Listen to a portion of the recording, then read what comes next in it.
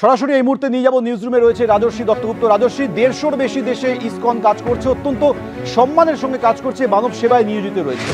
ইসকনের শাখা সংগঠনের সংখ্যা 850-র বেশি। কোথাও ইসকনের বিরুদ্ধে বিন্দুমাত্র কোনো অভিযোগ নিয়ে একমাত্র ইসকন শত্রু হলো বাংলাদেশে। কি কারণে ইসকনকে লাগাতার টার্গেট করা হচ্ছে?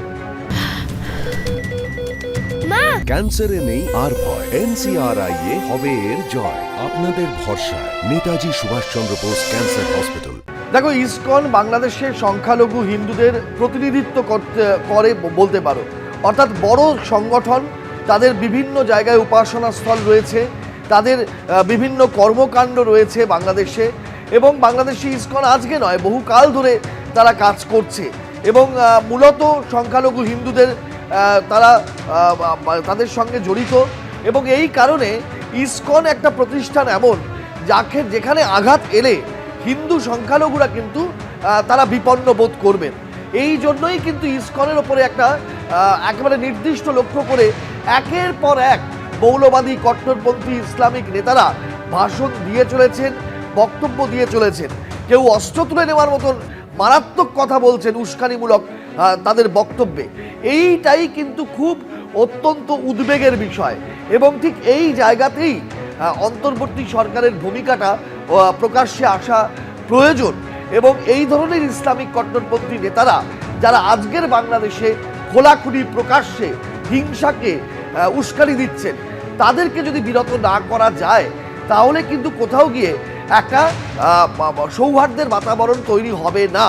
এবং দ্বিতীয়ত, যারা বলছেন এখনও আজকের বাংলাদেশে দাঁড়িয়ে আগামীকাল 16ই ডিসেম্বর এইরকম একটা প্রেক্ষাপটে আবহে দাঁড়িয়ে বলছেন ভারতবর্ষ ষড়যন্ত্র করছে, এই যে ষড়যন্ত্র করছে, এই ধরনের কথা, ভারত বিদ্বেষী কথা, এটা খুব সুচিন্তিতভাবে প্রচার করা হচ্ছে। যেখানে ভারত চিরকাল সহযোগিতা করেছে, ষড়যন্ত্র নয়। ভারত সৌহার্দ্য চায়, ষড়যন্ত্র নয়। ভারত সাহায্য করেছে বাংলাদেশকে, ষড়যন্ত্র নয়। কিন্তু ঠিক উল্টোটা ভারতের বিরুদ্ধে বোঝানো হচ্ছে, বলা হচ্ছে, প্রচার করা হচ্ছে কিছু কায়েমি স্বার্থে, রাজনৈতিক স্বার্থে। এইখানেই অন্তর্বর্তী সরকারকে কঠোর ভূমিকা নিতে হবে তৎপরতার সঙ্গে, তবেই কিন্তু শান্তির আবহ ফিরে আসা সম্ভব। কিন্তু সেটা কবে, কিভাবে, কি পদক্ষেপের মধ্যে দিয়ে আমরা জানতে পারবো, বুঝতে পারবো এবং দৃশ্যত দেখতে পাবো, সেইটা কিন্তু এখনো পর্যন্ত সময়ের গতিতে কবে পৌঁছবে সেই দিকে অভিমুখ, তার জন্য অপেক্ষা করতে হচ্ছে। সাগরেই মৌলবাদীদের নিশানায় রয়েছে ধর্মীয় প্রতিষ্ঠান ইসকন। এর আগেও কেউ ইসকনকে ক্যান্সার বলেছে, কেউ ইসকনের বিরুদ্ধে অস্ত্র তুলে নেওয়ার ডাক দিয়েছে। ইসকনকে বাংলাদেশে নিষিদ্ধ করতে হবে। এরা সমাজে ক্যান্সারের মতো এইভাবে ইসকন মারছে, ইসকনের ওই পান্ডাগুলোকে ওইভাবে কোপানো, এখন অস্ত্র হাতে নিতে হবে, সময় এসে গেছে গা।